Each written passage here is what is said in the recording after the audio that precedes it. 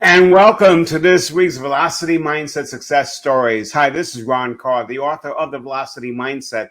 And today we have an extraordinary guest. In fact, when he gives you his bio, he actually puts the bio in the form of a dictionary definition.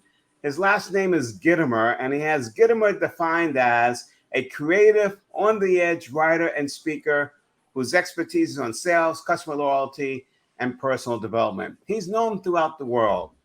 He's the author of 17 books, many of them bestsellers, including the New York Times bestseller, The Sales Bible, The Little Red Book of Selling, The Little Black Book of Connections, The Little Gold Book of Yes. And I can go on and on, but you can see he likes to write little books, but man, they are big books because they have sold millions of copies. Would you please help me welcome our guest for this week, Hall of Fame speaker, none other than Jeffrey Gitomer. Hello, Jeffrey. Oh my gosh. Thank you for setting such low expectations, Ron. I totally appreciate it. My pleasure. Yeah. It's harder and harder to get on the New York Times bestseller list, I can tell you that. Although these little kids' books are, the book I'm reading right now, that my daughter's reading, was the #1 New York Times bestseller, a book called Orange. I would recommend any parent with a teenager to buy it and read it so you can see how your kid thinks. So how are kids of that age? And I think you have a 12-year-old daughter, Yeah, and they become the future buyers. So oh my gosh. how are they thinking today? Why don't you share that with us? She buys everything online unless she's at a place where she can go shopping. You know, she likes to go to the mall like anybody else. She likes to shop like anybody else. But her first place is go someplace and buy it online. And she doesn't care where it's from. But isn't that true for most of us? Because I go to Amazon because it's so much easier just getting it and having it delivered than, having to get into a car and go to a store. That's true for us, but for her, it's every element of her life. She is willing to buy things that you and I would not be willing to buy online. She'll buy pens and pencils. She'll buy stationery. She'll set up an account, a Patreon account with somebody in Japan to be a pen pal. I mean, she's fluent in how to get what she wants online, how to search and find what she wants online. And then if she has to go someplace to get it, she will. But she pre-shops everything online. So what's the magic, if you will, with selling to the younger generation today, besides the fact that they do it online? What do we have to do to get them to say yes online? There is a magic, and the magic started with millennials. The answer is, if you are not more technically adept or equally technically adept as they are, they will ignore you. So the first thing they're going to do is see where you are. You have a TikTok account, you have an Instagram account.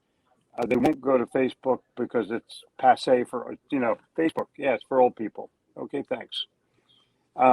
Thanks for putting me in my category. But they will go to YouTube. And then they're going to look and see how many views you have and how many followers you have. So for me, I've got millions of views and I've got 50, 60,000 followers. So I qualify to talk to a kid. They'll actually talk to me.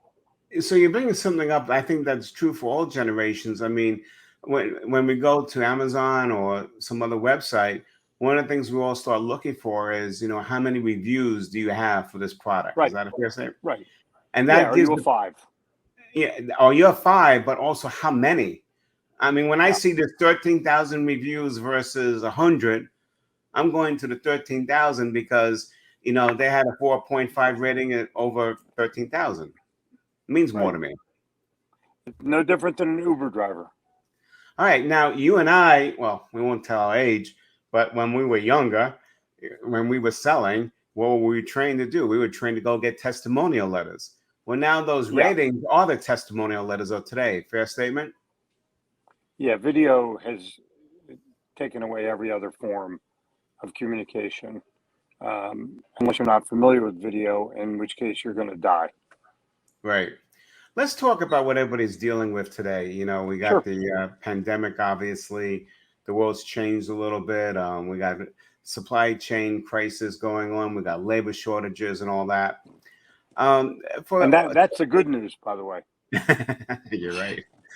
So for a VP of sales or a CEO listening to this thing and saying, but I still have to sell, what is the 1, 2, or 3 things you would suggest to that VP of sales as to what they have to take into account in today's environment in order to succeed? More sales will be made virtually day by day than ever before. As people get used to the virtual world, the sales call will become more virtual on Zoom, on Facebook, on live interactions. There's all kinds of platforms now that are available.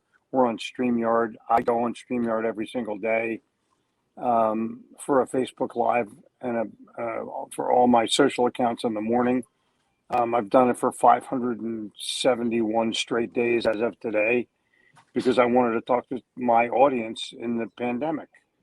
And every salesperson better have an ability to reach out to a customer virtually, or they will lose to someone who does.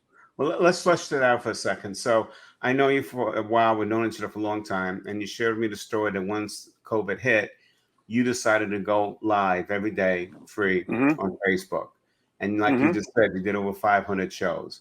What has that done specifically for your sales and for your brand by doing that?